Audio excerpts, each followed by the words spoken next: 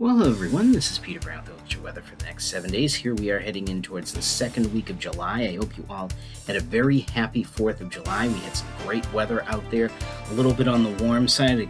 For those of us who really like the warm weather, it was great out there and much less rain than we're expecting. So I know for those of you who have some thirsty gardens out there, that wasn't the best situation that developed, as it really stayed pretty dry around here in the Burlington area.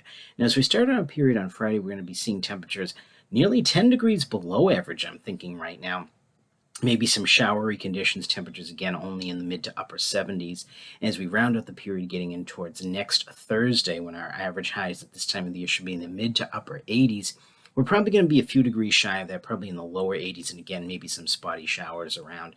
Now, our days are starting to get shorter and shorter as we head through summer, and if you notice our length of days, we have lost on average about 10 to 15 minutes worth of daytime since the middle of June. So that's the one thing that I think most of us really don't like about the summer, is the days start to get shorter. But other than that, everything is a-okay with us. So as we go ahead, let's take a look at what the Climate Prediction Center is calling for us here in the Burlington area over the next 7 to 10 days in terms of temperatures and precipitation. And look at a temperature map. Looks like they're expecting for us here in the Burlington area and all of New England, most of the Northeast, in fact, to have average conditions, average temperatures. That's pretty much what I'm seeing. And the same holds true for the precipitation chances around here. Now, if you go out into the Berkshires, they may see a little bit more in terms of rainfall. That often happens when we get into the hilly terrain, the mountains.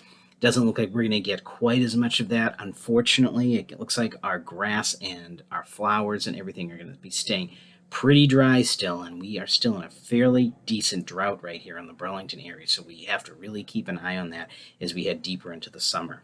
So as we go ahead, let's take a look at those 7 days of weather coming up. And again, starting out on Friday, again, spotty showers. Again, this doesn't look like anything too organized in terms of a real rain system coming in that we really need to see here in the Burlington area.